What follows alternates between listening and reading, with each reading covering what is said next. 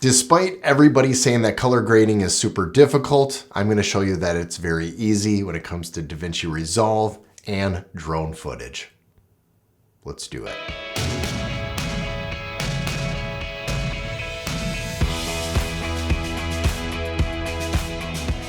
Welcome back to the channel. Today we are going to be going into Davinci Resolve. I'm going to show you my workflow when editing my Mavic 3 footage, which is in D-Log.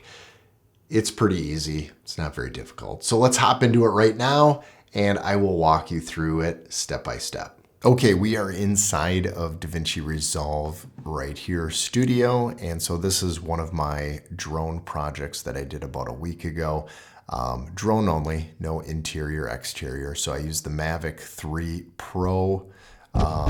Actually, I think they just call it the Mavic 3, where it was the Mavic 2 Pro. It's just the Mavic 3.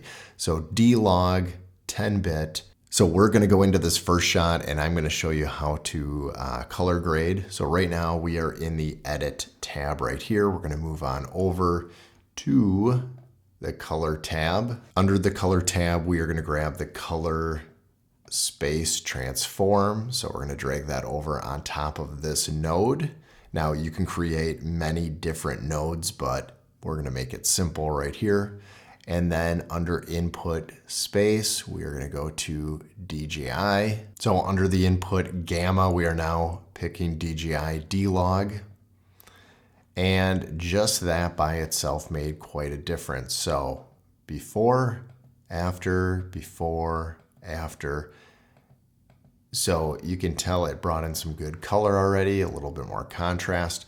But where you want to start with the edit is with curves. So right here is curves, and they almost show you exactly how a curve should look. It should be like an S curve, giving you that S. So I like to start in the mid. So if you think of the mid tones, so right here in the mid, get it where it's right about that 768 to 640.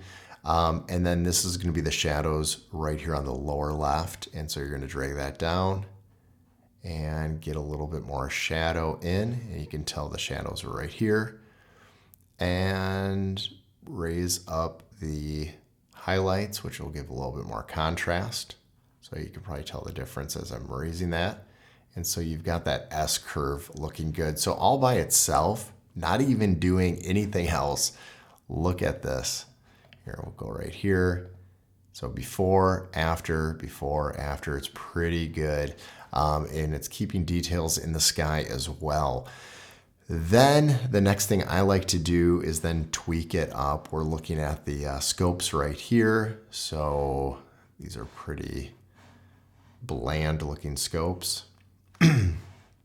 So you're looking at the scopes here. You want to stay within this realm. I like to touch the highlights a little bit, so drag them down just a little bit and yet get a little bit, more detail. You can raise shadows or you can lower shadows. One of these is going to give you more contrast, so it just depends honestly how dark you want it to be. I like to have a decent amount of contrast but keep it bright at the same time. And then you can actually get the details a little bit sharper. So if you're coming from Adobe Premiere Pro, this is the sharpening tool here, is the mid to detail. So honestly, about 3 to 5 in there. Otherwise, it just gets way too sharp. When it comes to doing drone footage and having white balance, you're probably already in daylight, so you really don't need to touch this. But if you needed to, you have your dropper tool here for white balance. Or you can tweak it with the tint and the temperature right there. We also do have the saturation and the color boost. You can do, I would start with saturation a little bit. So you can bring in the saturation, just a tad, bring it to about 60. And if you want to do that color boost, you can raise it, gives it a lot more color to it. Outside shots, you can get away doing this. Inside shots, it just doesn't look that good. So I don't really like to touch the color boost a whole lot. So after you've copied a clip with Command or Control, depending on if you're using Mac or Windows, in order to paste the attributes of the clip that you copied, instead of taking that entire clip and copying it and pasting it somewhere else. In order to paste those attributes, what you do is you actually are using Alt now.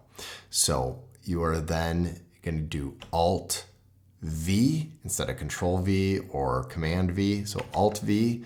And now you've got all of this that you can choose from. Well, we just changed the color and that was it. So I'm going to hit color and then apply.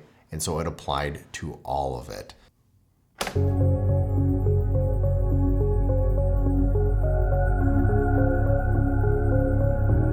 That is the quickest way to do color editing when it comes to Davinci Resolve when you're using D-Log. Now, C-Log is a little bit more complex with its editing and your time, but pretty much the same principle. So as you can see, it's not very difficult when editing drone footage, or honestly, you can apply these same principles to any other footage that you're grabbing and editing in Davinci Resolve. Davinci is amazing, it's intuitive, and you should all be in it. If you're using Adobe Premiere Pro, break up with it now. It doesn't love you back. Come over to Davinci. She puts out good output. That's what I'm talking about. She has good output. If you like these kind of quick tutorials, then please like, subscribe, and leave a comment below of what you would like to learn more of in Davinci Resolve. So it's that time of the video where, well, you got to make a decision. You got to watch one of these videos right over there. You'll like them. You won't be disappointed.